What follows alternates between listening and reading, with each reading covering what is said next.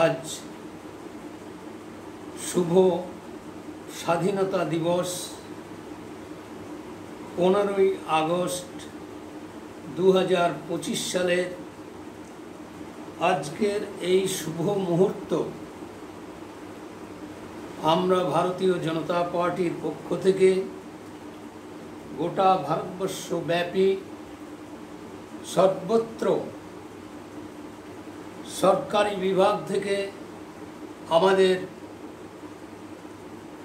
বিশ্ববরেণ্য যশস্বী প্রধানমন্ত্রী নরেন্দ্র দামোদর দাস মোদীর লালকেল্লা থেকে ভাষণ তৎসহ সারা ভারতবর্ষের সমস্ত রাজ্যে আজকের এই দিনটি সুন্দর সুশৃঙ্খলভাবে স্বাধীনতা দিবসের যে গরিমা সেই স্বাধীনতা দিবস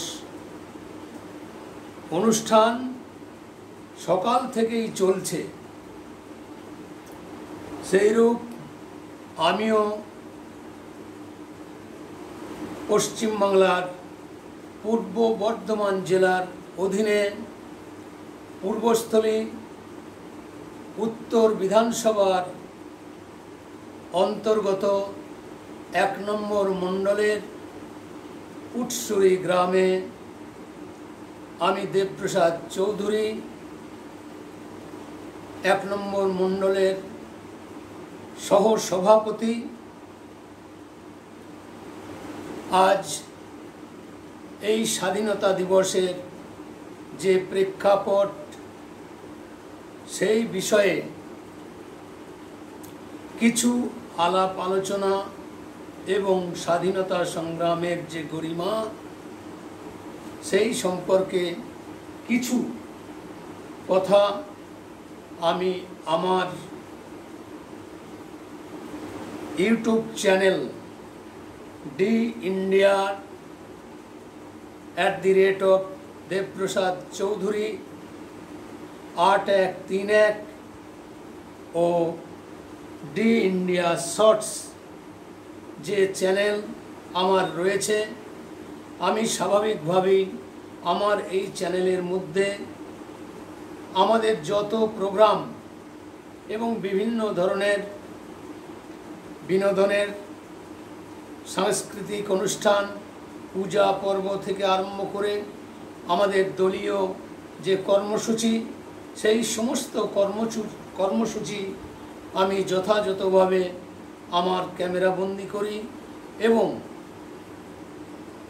ডি ইন্ডিয়ার যে চ্যানেল সেই চ্যানেলের মাধ্যমে আমি সম্প্রচার করে থাকি।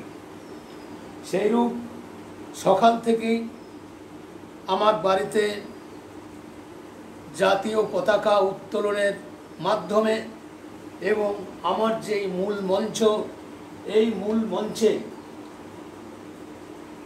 যে প্রতিকৃতি আপনারা দেখতে পাচ্ছেন, এখানে আমাদের বাংলার নয়নের মণি, বীর যোদ্ধা নেতাজি সুভাষচন্দ্র বসু,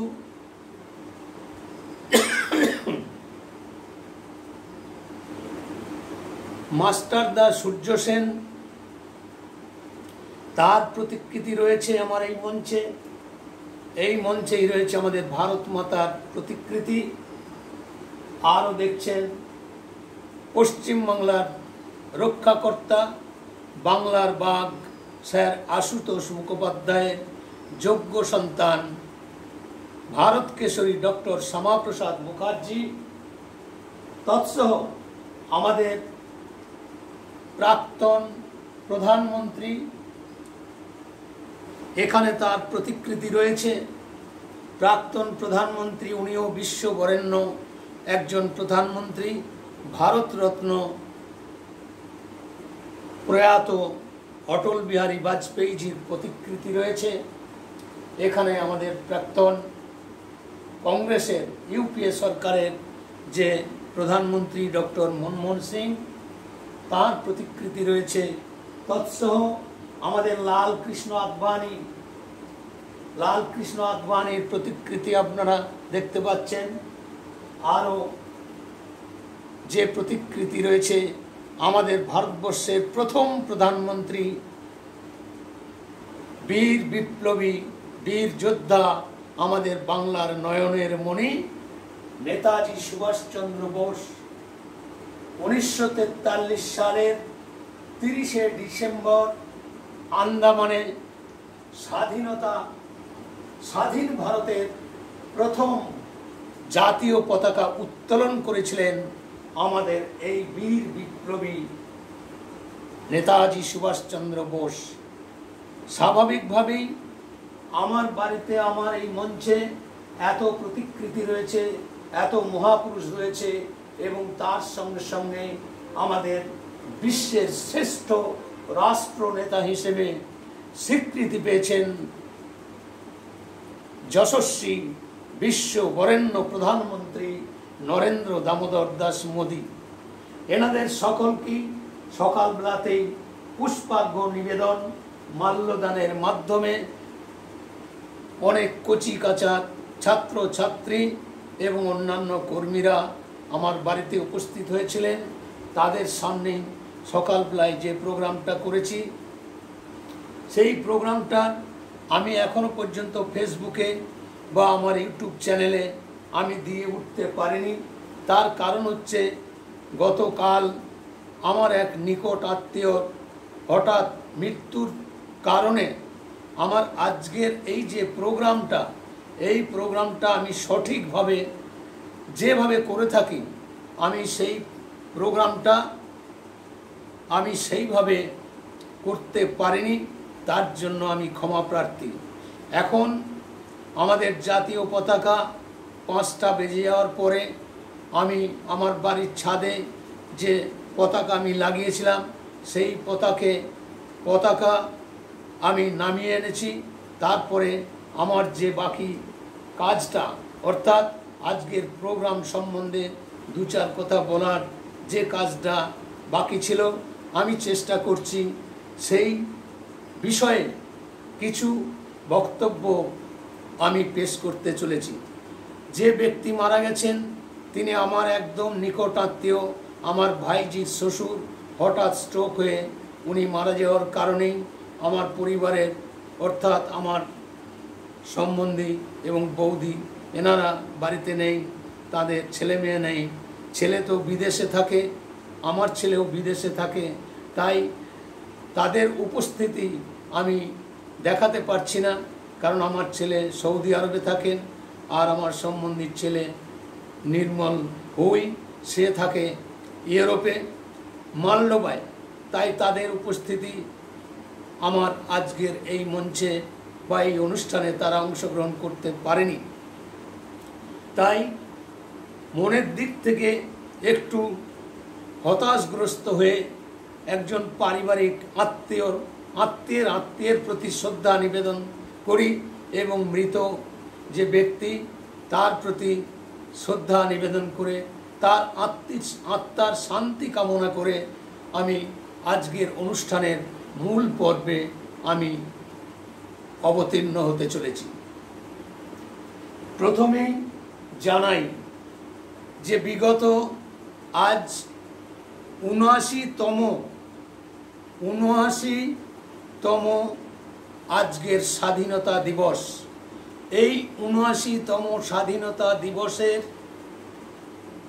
অতীত যে রাজনৈতিক ভাবে গোটা দেশের মানুষের সঙ্গে বিগত ৭৯ বছরের ইতিহাস একটা একটা করে ব্যাখ্যা করার মঞ্চ এটা নয়, তবুও স্বাধীনতা আন্দোলন এবং তৎকালীন সময়ে ১৯৪৩ সালের ৩০শে ডিসেম্বর আন্দামানে স্বাধীন ভারতের প্রথম জাতীয় পতাকা উত্তোলন করেছিলেন আমাদের নয়নের মণি নেতাজি সুভাষচন্দ্র বোস। তার পরবর্তী কাল থেকে দেশের স্বাধীনতা প্রাপ্তির প্রাক্কালে ব্রিটিশের যে ২০০ বছরের শাসন, তার আগে প্রায় ৪০০ বছরের ওপর হবে মুসলিমদের শাসন গোটা ভারতবর্ষের মানুষ সহ্য করে এসেছেন। এই ২০০ বছরের ইংরেজ শাসনকে চিরতরে আমাদের ভারতের পরাধীন ভারতের শৃঙ্খল মোচনের জন্য ইতিহাসে যে বর্ণিত আছে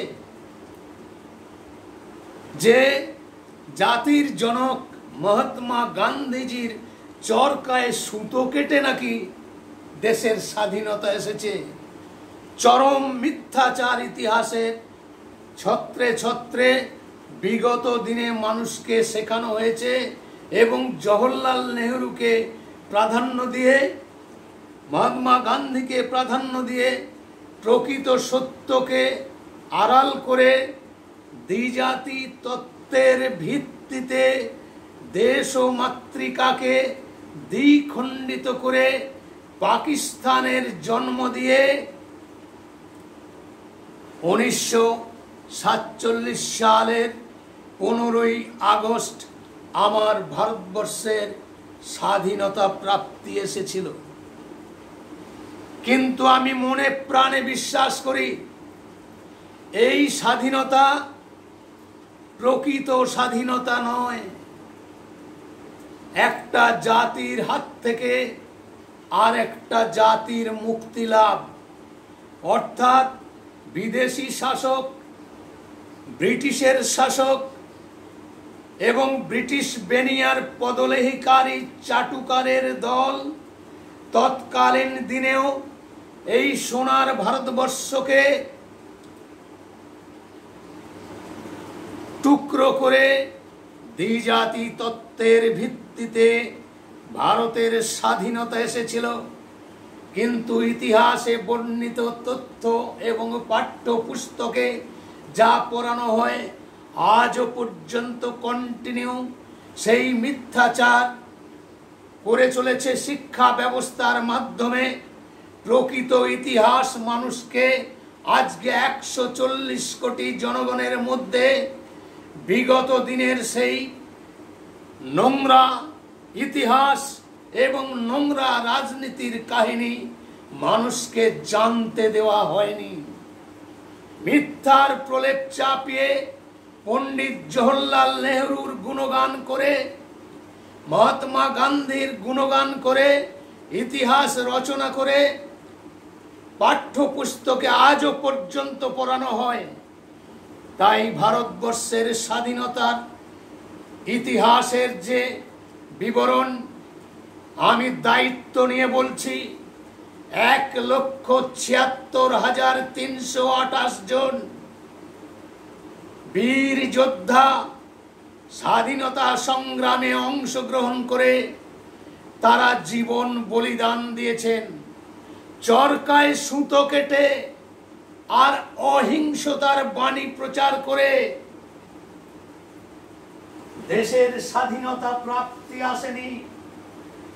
আজকে আমার এই মঞ্চে যে মাস্টারদা সূর্য সেন তার যে প্রতিকৃতি এই স্বাধীনতা দিবসের এই মঞ্চে রেখেছি এই কারণে, মাস্টারদা সূর্য সেন এমন একজন বীর যোদ্ধা যিনি দেশকে স্বাধীন করবার জন্য ব্রিটিশ বেনিয়ার পদলেহিকারী চাটুকারের দলেদের মুখের উপরে যোগ্য জবাব দেবার জন্যে ওনার যে জীবন গাথা, ওনার যে জীবনী, সেই জীবনী থেকে আমি জানতে পেরেছি যে মাস্টারদা সূর্য সেন ওনার বিবাহ ঠিক হয়ে গেছে। বিবাহের পিঁড়ি থেকে ওনার বৌদিকে মিথ্যা কথা বলে যে আমি আমার বন্ধুর বাড়িতে যাচ্ছি, উনি স্বাধীনতা আন্দোলনের তৎকালীন সময়ের চট্টগ্রামের অস্ত্রাগার লুণ্ঠন থেকে আরম্ভ করে চট্টগ্রামে আরো অনেক স্বাধীনতা সংগ্রামী, ওই যে বললাম 1,74,328 জনের, তাদের মধ্যেই মাস্টারদা সূর্য সেন, বিনয় বাদল দীনেশ, ক্ষুদিরাম বসু, প্রফুল্ল চাকি, দেশবন্ধু চিত্তরঞ্জন থেকে আরম্ভ করে বাঘা যতীন, ইতিহাসের তাদের পূর্ণাঙ্গ জীবনী এবং পাঠ্যপুস্তকে এই যে মাস্টারদার সূর্য সেন তার জন্মদিন পালন হয় না। বিনয় বাদল দীনেশ, ক্ষুদিরাম বোসের নম নম করে জন্মদিন পালন হয়, কিন্তু এই যে লাখো লাখো বীর বিপ্লবী তাদের আত্মবলিদানের মাধ্যমে, তাদের রক্তের বিনিময়ে আজকে স্বাধীনতা এসেছে, সেই স্বাধীনতার যে গরিমা আজকে স্বাধীনতা দিবস হিসেবে প্রত্যেকটি 15ই আগস্ট আসছে। আর মেকি ধর্মনিরপেক্ষবাদী অবিজেপি বেশ কিছু ভারতবর্ষের রাজনৈতিক দল তারা নাটক করে স্বাধীনতা দিবস উদযাপন করে আর ডিজের মাধ্যমে উলঙ্গ নৃত্য করে গান বাজিয়ে ফিস্ট করে তারা এই স্বাধীনতা দিবসের যে গরিমা তাকে কলঙ্কিত করে চলেছে। বিভিন্ন জায়গায় ফেসবুকের মাধ্যমে, টুইটারের মাধ্যমে, সারা দেশ জুড়ে সোশ্যাল মিডিয়ার মাধ্যমে এগুলো আপনারা উপলব্ধি করেন। কিন্তু আমি দেবপ্রসাদ চৌধুরী একজন দায়িত্বশীল ভারতীয় জনতা পার্টির কার্যকর্তা হিসেবে আমি মনে করি দেশের স্বাধীনতার যে গরিমা, যে স্বাধীনতা দিবস আমাদের পালন করা উচিত, আমরা কিন্তু সেইভাবে এই মহাপুরুষদেরকে মঞ্চে জায়গা দিই না। শুধুমাত্র নেতাজি সুভাষচন্দ্রের ছবি দিয়ে, ফুলের মালা দিয়ে, একটু ধূপবাতি দেখিয়ে, বন্দে মাতরম স্লোগান দিয়ে, পতাকা উত্তোলন করার মধ্যে দিয়ে আর গান বাজিয়ে আমরা দায় সারার করার মধ্যে দিয়ে আমরা স্বাধীনতা দিবস পালন করে আসছি বিগত বহু বছর ধরে।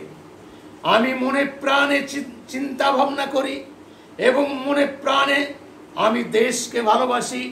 আমার দেশের নাগরিকের প্রতি আমার প্রচণ্ড আনুগত্য, দেশের মানুষের প্রতি আমার আনুগত্য এবং এই যে বীর বিপ্লবী স্বাধীনতা আন্দোলনে অংশগ্রহণ করে তাদের আত্মাহুতি দেওয়ার মাধ্যমে স্বাধীনতা এসেছে, আমি একজন সেই পরিবারের সদস্য যে পরিবারে আমার দাদু প্রয়াত নরোত্তম চৌধুরীর নাতি আমি, যিনি স্বাধীনতা আন্দোলনে অংশগ্রহণ করে জেল খেটেছেন এবং আমাদের সম্পত্তি তৎকালীন ব্রিটিশ সরকার বিনা খাজনার অজুহাতে বহু সম্পত্তি তারা বাজেয়াপ্ত করেছে।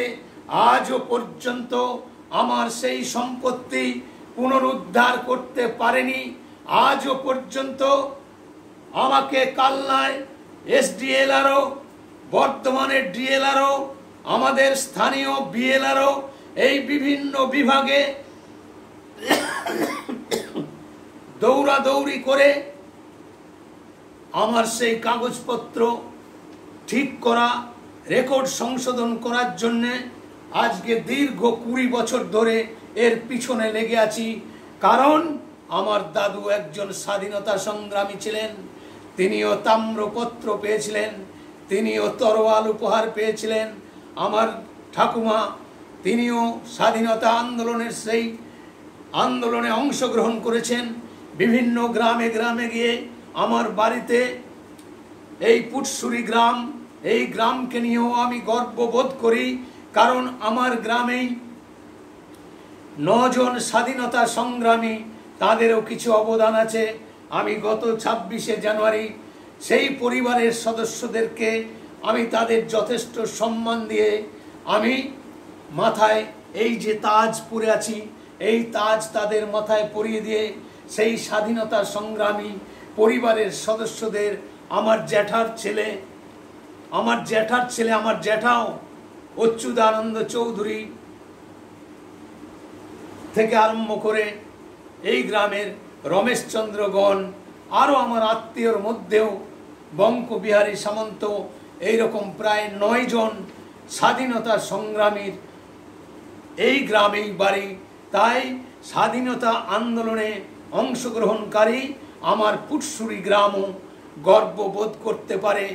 আমার দাদুর নামেও পেনশনের কাগজপত্র এসেছিল, সেই পেনশন আমার দাদুও পায়নি, আমার ঠাকুমাও পায়নি। সেই চিঠি আমার কাছে আজও জলজল করছে, কিন্তু সেটা পাওয়াটাই বিশেষ বিষয় নয়। আমার দাদু তো প্রত্যাখ্যান করেছিলেন যে আমি কোনো সরকারের কাছ থেকে আর্থিক সুযোগ সুবিধা নেব না, এইরকমভাবে অঙ্গীকার করেছিলেন। এইরকম মহৎ উদ্দেশ্যের মানুষ আমার দাদু নরোত্তম চৌধুরী। স্বাভাবিকভাবেই আমি সেই বংশের পরম্পরায় আমি তার উত্তরাধিকারী হিসাবে আমি গর্ববোধ করি। আমি স্বাধীনতা সংগ্রামী পরিবারের একজন সদস্য হিসেবে। তো আজকে আমি যে প্রেক্ষাপটে স্বাধীনতা আন্দোলনের যে গরিমা, সেই গরিমার বিষয়ে বলতে গিয়ে যে সকল বাঙালি বিপ্লবী ফাঁসিতে প্রাণ দিয়েছেন, প্রাণ বিসর্জন দিয়েছেন, তাদের নামের তালিকা একমাত্র ভারতীয় জনতা পার্টির।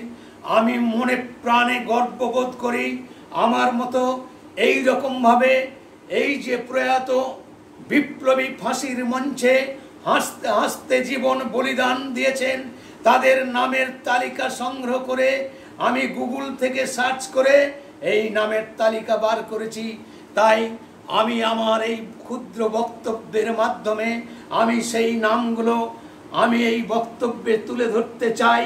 তার নামগুলো আমি একে একে প্রকাশ করছি। সবটা হবে না, 1,76,328 জনের নামের তালিকা তো নেই। বিশেষ করে পশ্চিমবাংলায় বসবাসকারী যে 40 জন স্বাধীনতা সংগ্রামী এবং বিপ্লবীরা ফাঁসিতে প্রাণ বিসর্জন দিয়েছেন, তাদের নামের তালিকা আমি একটা একটা করে আমার বক্তব্যের মাধ্যমে আমি তুলে ধরার চেষ্টা করছি। ক্ষুদিরাম বসু মাত্র 18 বছর বয়সে 11/8/8 মুজফ্ফরপুর জেলে ওনার ফাঁসি হয়েছিল। এই রকমভাবে কানাইলাল দত্ত মাত্র 20 বছর বয়সে আলিপুরে, সত্যেন্দ্রনাথ বসু মাত্র 26 বছরে, চারুচন্দ্র বসু 19 বছরে, বীরেন্দ্রনাথ দত্তগুপ্ত 19 বছর বয়স, বসন্ত বিশ্বাস 20 বছর বয়স, নীরেন্দ্রনাথ দাশগুপ্ত 23 বছর, মনোরঞ্জন সেনগুপ্ত 17 বছর, সুশীল চন্দ্র লাহিড়ী, গোপীনাথ সাহা 18 বছর, অনন্ত হরি মিত্র 20 বছর বয়স, প্রমোদ রঞ্জন চৌধুরী মাত্র 22 বছর,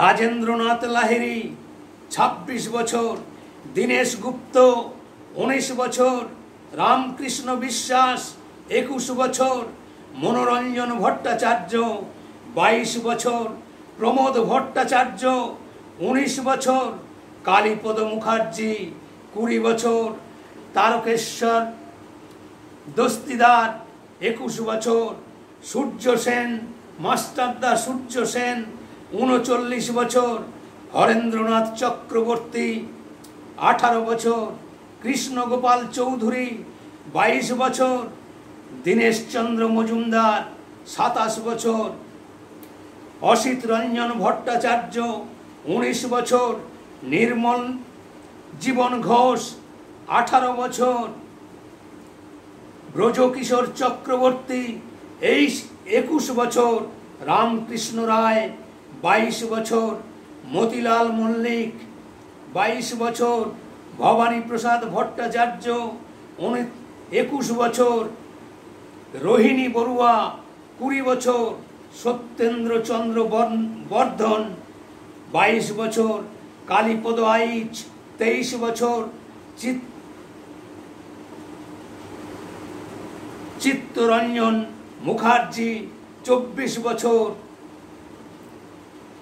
দুর্গা দাস রায়চৌধুরী 25 বছর, নন্দকুমার দে 25 বছর, নিরঞ্জন বড়ুয়া 20 বছর, নীরেন্দ্র মোহন মুখার্জি 21 বছর, ফণীভূষণ চক্রবর্তী 23 বছর,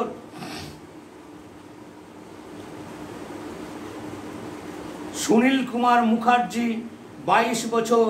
এই রকমভাবে এই 40 জনের নামের তালিকা আমি প্রকাশ করলাম এবং এরা কোন ডেটে কোথায় কোথায় জেল হয়েছে, আলিপুর, গোন্ডা, ইউপি, আলিপুর, ওই বরিশাল, মেদিনীপুর, ঢাকা, চট্টগ্রাম, ওই মেদিনীপুর, আলিপুর, সিলেট, মেদিনীপুর, ঢাকা, চাকা, রাজশাহী, ফরিদপুর, মাদ্রাজ, এই সমস্ত বিভিন্ন জেলে এই রকম তাজা যুবক যাদের ফাঁসি হয়েছিল, বিশেষ করে মাস্টারদা সূর্য সেন যখন ধরা পড়লেন,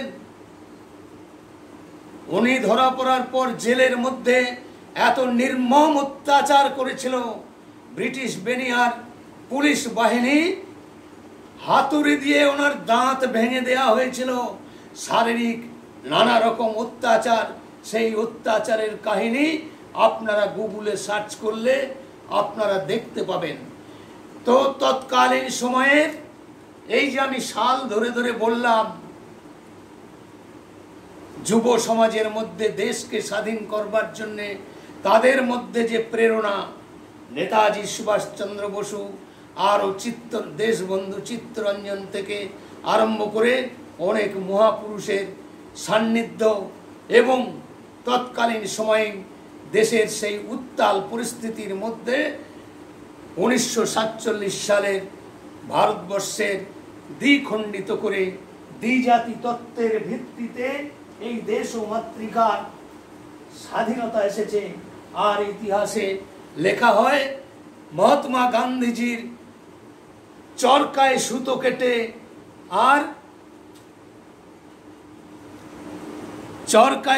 কেটে আর অহিংস আন্দোলন করে নাকি স্বাধীনতা এসেছে। এই গাল গপ্প দীর্ঘদিন ধরে শুনিয়ে এসেছে অতীতের পাঠ্যপুস্তকে।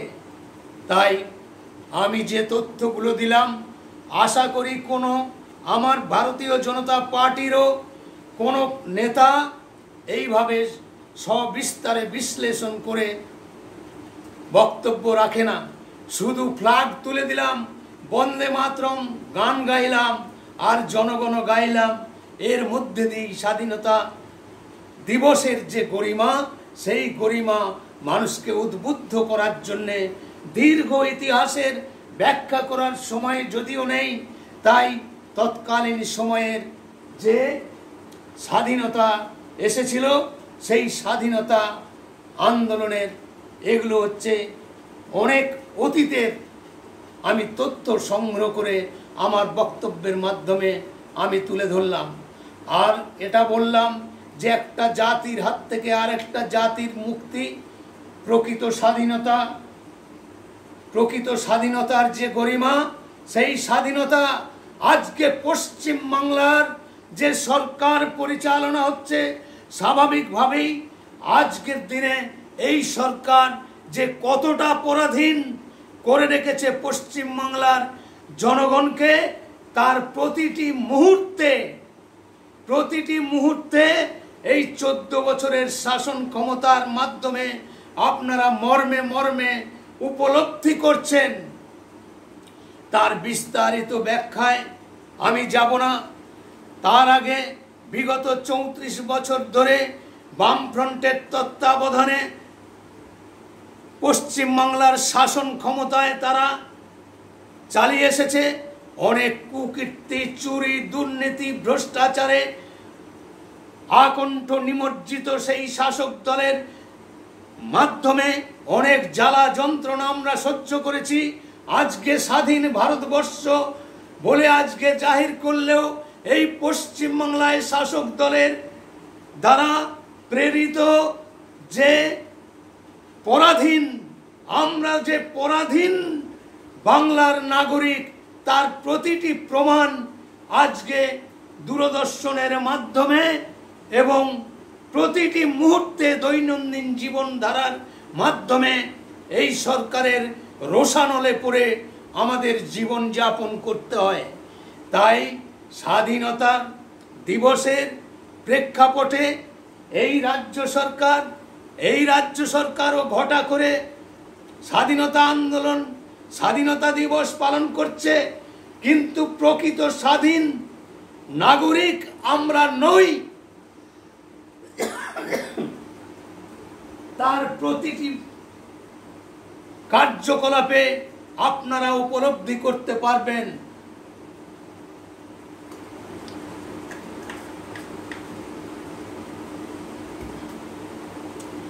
আমাদের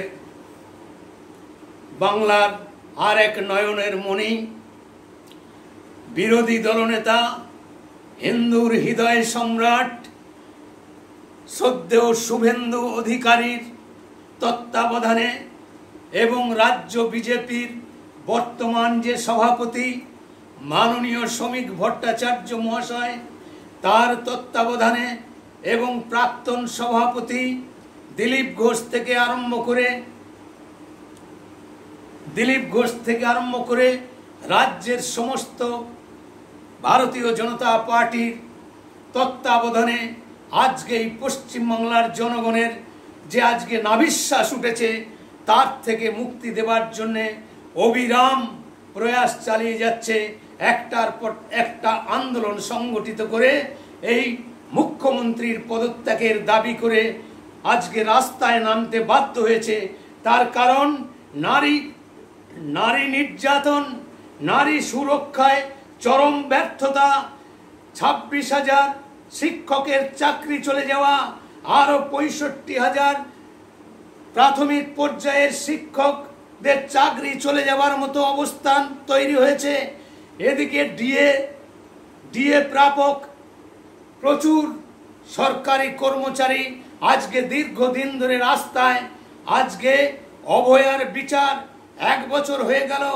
এই 9ই আগস্ট নবান্ন অভিযান, সেই নবান্ন অভিযানে অভয়া অর্থাৎ ওই ডাক্তার মহিলার ওপরে যে মধ্যযুগীয় বর্বরতার নিদর্শন করে তৃণমূল কংগ্রেসের হারমাদ বাহিনী এবং শাসক দলের মেডিকেল কলেজে, আরজিকর মেডিকেল কলেজের যে নাশকতার তাণ্ডব চালিয়েছে ওই ডাক্তার মহিলাটার উপরে, তার জন্য বিগত 1 বছর ধরে রাস্তায় নেমে মিছিল, মিটিং, আন্দোলন, রাত জাগার কর্মসূচি আপনারা দেখেছিলেন। আজকে লজ্জার বিষয়, ওই অভয়ার মা 9ই আগস্ট নবান্ন অভিযানে উনি ডাক দিয়েছিলেন, দলমত নির্বিশেষে সাধারণ মানুষকে পর্যন্ত আহ্বান করেছিলেন যে নবান্ন অভিযান করুন এবং justice for RG Kar, justice for Abhaya ডাক দিয়ে এবং মুখ্যমন্ত্রীর পদত্যাগ চেয়ে তারা আন্দোলন সংগঠিত করেছিলেন। সেখানে আমাদের শ্রদ্ধেয় নেতা শুভেন্দু অধিকারী পর্যন্ত সেই আন্দোলনে রাস্তায় নেমেছিলেন। আপনারা কল্পনা করতে পারবেন না যে সাংবিধানিক প্রধান মমতা ব্যানার্জি আজকে শুভেন্দু অধিকারী কোনো কর্মসূচি নিলে সেই কর্মসূচি নেয়ার জন্যে প্রত্যেকটা কর্মসূচিকে নিষেধাজ্ঞা জারি করে নো অবজেকশন সার্টিফিকেট দিয়ে সেই প্রোগ্রাম যাতে করতে না পারে তার জন্যে শুভেন্দু অধিকারীকে আজকের ডেট পর্যন্ত প্রায় 86 বার শুভেন্দু অধিকারীকে হাইকোর্টের দ্বারস্থ হতে হয়েছে। তারপরে পারমিশন নিয়েছে আজকে তিনি মিটিং মিছিল এগুলো করতে পারছে। পারমিশন নেয়ার পরেও এই কুচবিহারের ঘটনা, বারাসতের ঘটনা, বারুইপুরের ঘটনা আজকে শুভেন্দু অধিকারীকে প্রাণে মেরে ফেলবার জন্যে চরমভাবে প্রস্তুতি নিয়েছে। এবং সামনেই 26-এর নির্বাচন আসছে, সেই নির্বাচনে প্রভাবিত করে আইপ্যাককে কাজে লাগিয়ে ফেক ভিডিও দিয়ে বাঙালিদের ওপর আক্রমণ করছে দিল্লি পুলিশ, বাঙালিদের ওপর আক্রমণ করছে রাজস্থানের সরকার। এইরকমভাবে মিথ্যা প্রোপাগান্ডা চালিয়ে ফেক ভিডিও নিয়েছে জনমানুষকে বিভ্রান্তি করে তারা রাজনৈতিক ফয়দা লুটবার চেষ্টা করছে। আর বিজেপি যেখানে যেখানে মিটিং মিছিল করতে যাচ্ছে, এই কসবার ঘটনাও আপনারা দেখেছেন। কসবার ঘটনা, আরো কত ঘটনার বিবরণ দেব। কামদুনির ঘটনা, কালিয়াগঞ্জের ঘটনা, দেগঙ্গার ঘটনা, এই রকম ভাবে বকটুয়ের ঘটনা, অজস্র ঘটনার সাক্ষী। আর চরম দুর্নীতিতে আকণ্ঠ নিমজ্জিত এই সরকার। তাই এই সরকারের অবিলম্বে বিদায় চাই। এই সরকারকে অবিলম্বে বিদায় না জানাতে পারলে আগামী প্রজন্মের মানুষ, এই যে আমি বয়স ধরে ধরে স্বাধীনতা সংগ্রামী যারা ফাঁসির মঞ্চে ফাঁসি দিয়েছেন তাদের নাম এবং বয়স এবং জেল এই কারণে উল্লেখ করলাম। আজকের এই বয়সের যুব সমাজ আজকে এতটাই প্রভাবিত হয়েছে পাশ্চাত্য সভ্যতার অনুকরণ করতে করতে, অশ্লীল ছবি আর রিল দেখে 24 ঘন্টা মোবাইল ব্যবহার করে নিজের শিক্ষিত বিবেককে জলাঞ্জলি দিয়ে দেশের প্রতি যে আনুগত্য, সেই আনুগত্য থেকে তারা মুখ ফিরিয়ে নিয়েছে। আজকেই জগদ্দল পাথরের মতো বিগত 14 বছর ধরে যে সরকার রয়েছে, সেই সরকারের তত্ত্বাবধানে মহিলাদেরকে 1000 টাকা 1200 টাকা করে ভাতা দিয়ে মহিলাদের ভোট পাওয়ার জন্যে উনি নাটক করে রাজনীতি করে এসেছেন। আর হিন্দুদের ভোট পাওয়ার জন্যে উনি দিয়ে দিতে পারছেন না। 6 লক্ষ ভ্যাকান্সি আছে, সেখানে নিয়োগ করতে পারছেন না। পুলিশ বিভাগে প্রচুর জায়গা খালি আছে, সেখানে নিয়োগ করতে পারছেন না, দিয়ে দিতে পারছেন না। 26,000 চাকরি চলে গেছে, তাদের সুরাহা করতে পারছেন না। অথচ মুয়াজ্জিম ভাতা, ইমাম ভাতা এবং মাদ্রাসা তৈরি করে দেওয়ার মতো অনেক অর্থের নয়ছয় এবং নিজে বাঁচবার জন্যে, ওনাদের মন্ত্রীকে বাঁচাবার জন্যে অনুব্রতর মতো, শেখ শাহজাহানের মতো, জ্যোতিপ্রিয় মল্লিকের মতো, কাকার মতো, পার্থ চ্যাটার্জির মতো দানবীর এবং চোর, জুয়োচোর, ডাকাত, তাদেরকে বাঁচাবার জন্যে পশ্চিমবঙ্গের মানুষের করের টাকায়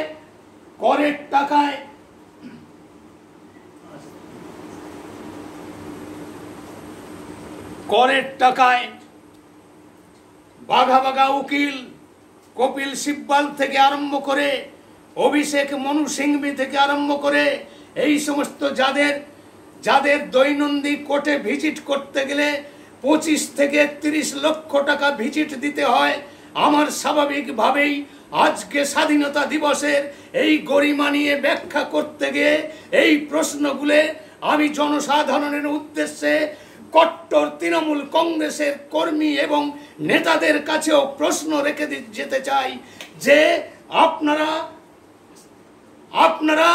আপনাদের যদি শিক্ষিত বিবেকের জাগ্রত না হন, কবে হবেন? এত দুর্নীতি, এত ভ্রষ্টাচার এই সরকারের দ্বারা প্রেরিত অর্থের নয়ছয় করে সরকার পরিচালনা করছে। আপনাদের লজ্জা করে না? আপনারা এখনো তৃণমূল করছেন, যে তৃণমূল দলটা দেশের সর্বনাশ করছে।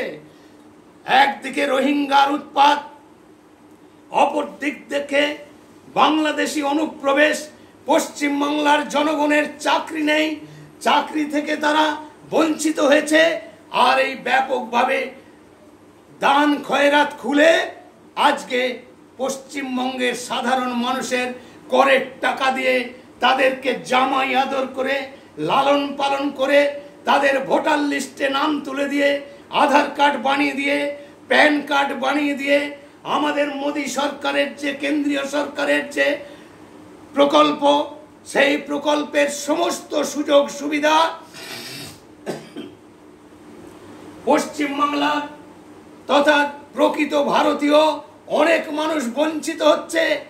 এই রোহিঙ্গা এবং বাংলাদেশি অনুপ্রবেশকারী যারা আছে তাদেরকেও এই সরকারি সুযোগ সুবিধার সহায়তা দেয়া হচ্ছে।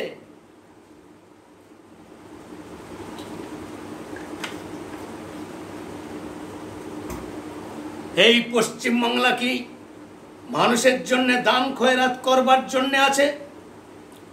তাদেরকে জামাই আদর করে লালন পালন করে এখানে তাদের ভোটার লিস্টে নাম তুলে দিয়ে আজকে বিভিন্ন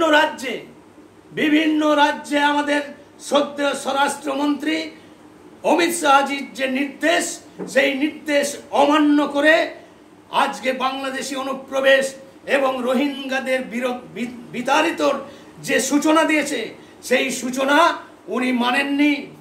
উনি বলেন আমি হাইকোর্ট মানি না, আমি সুপ্রিম কোর্ট মানি না। এই রকম এত বড় স্পর্ধা, এবং ওনার এত বড় স্পর্ধা, উনি বলেন যে বিজেপিকে আমি পিমড়ের মতো টিপে মেরে ফেলবো। এত বড় স্পর্ধা, বিজেপির লোকেদের পিমড়ের মতো টিপে মারবেন? উনি পাগল হয়ে গেছেন। তাই এই ধরনের কুরুচিপূর্ণ মন্তব্য, আজ যদি আমরা কোনো খারাপ কথা বলি, আজকে কুকথা তৃণমূলের নেতাদের এত রাপ ভাষা, এবং আমাদের শ্রদ্ধেয় দিলীপ ঘোষকে নিয়েও একটা ফেক ভিডিও করে, নোংরা ভিডিও করে, যেহেতু দিলীপ ঘোষ তৃণমূলে জয়েন করেনি, উনি আলাদা প্রোগ্রাম করেছেন, যে দিলীপ ঘোষকে তো ভাঙিয়ে আনা গেল না, তাই ওনার ব্যক্তিগত চরিত্র হনন করে ওনাকে কালিমালিপ্ত করে ওনাকে পর্যদস্ত করার চেষ্টা করে গেছেন। এই নোংরা রাজনীতি গোটা পশ্চিমবাংলা নয়, সারা বিশ্বের, সারা ভারতবর্ষের প্রত্যেকটি রাজ্যের শুভ বুদ্ধি সম্পন্ন রাজনৈতিক সচেতন ব্যক্তি তারাও দেখেছেন, উপলব্ধি করেছেন। আর ইতিমধ্যেই 2026 সালের যে বিধানসভা নির্বাচন হতে চলেছে, ইতিমধ্যেই জনমত সমীক্ষায় দেখাচ্ছেন যে বিজেপি একাই 190 থেকে 200-র কাছাকাছি সিট পাবে। এতে করে দিদি আরো পাগল হয়ে গেছেন, তাই তিনি স্যার করতে দিচ্ছেন না। স্যার অর্থাৎ 2002 সালে যে ভোটার লিস্ট সংশোধন, অবৈধ ভোটারদের যে বাতিল করা হয়েছিল, সেইটাকে তিনি আটকাবার জন্যে ওনার ভাইপো অভিষেক ব্যানার্জি আজকে প্রকাশ্য সভায় বলছেন, আমাদের যদি একজন ভোটারের নাম বাদ যায়, আমি লক্ষ লোক নিয়ে গিয়ে নির্বাচন কমিশনারের অফিস ঘেরাও করব। এত বড় স্পর্ধা! নির্বাচন কমিশন কি ছেলে খেলার জিনিস? তাই ভোটার লিস্ট থেকে যাতে নাম বাতিল না হয়, বিহারেও তো এসআর হয়েছে, SIR, স্যার। স্কুলের মাস্টারদেরকেও স্যার বলা হয়। আর এই স্যার হচ্ছে ভোটার লিস্ট সংশোধন করার জন্যে কেন্দ্রীয় নির্বাচন কমিশনারের একটি বিষয়। এই স্যার কিছুতেই উনি করতে দেবেন না। এই রকমভাবে মাঠে ময়দানে নেমে মানুষকে খেপিয়ে দিয়ে, এই রোহিঙ্গাদেরকে খেপিয়ে দিয়ে, বাংলাদেশি অনুপ্রবেশকারীদের খেপিয়ে দিয়ে উনি মানুষের মোটিভ ঘুরিয়ে দিয়ে 2026-এ যাতে উনি আবার ক্ষমতায় আসতে পারে তার জন্য এখন থেকে মাঠে নেমে পড়েছেন। এখন থেকে মাঠে নেমে পড়েছেন যে কি করে আমার নাতি স্বস্তিক চৌধুরী, আমি বক্তব্য রাখছি তাই দুহাতে তেরাঙ্গা নিয়ে আমার তাজ মাথায় লাগিয়ে আমার সঙ্গে এসেছে। আমার খুব ভালো লাগছে। সকালবেলায় আসতে পারেনি, আজকে ওর প্রাইভেট ছিল তাই আমার নাতি আসতে পারেনি। এখন আমার সঙ্গে একটু আমার এই মঞ্চে উপস্থিত হলো, তার উপস্থিতি মাধ্যমে ধরো এবার শেষ করুন। এই যে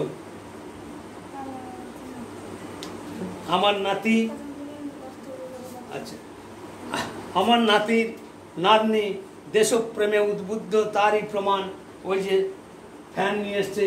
এই যে একটি ফুল আমার নাতনি নিজের হাতে তৈরি করেছে। হ্যাঁ, এখানে আরেকটি রয়েছে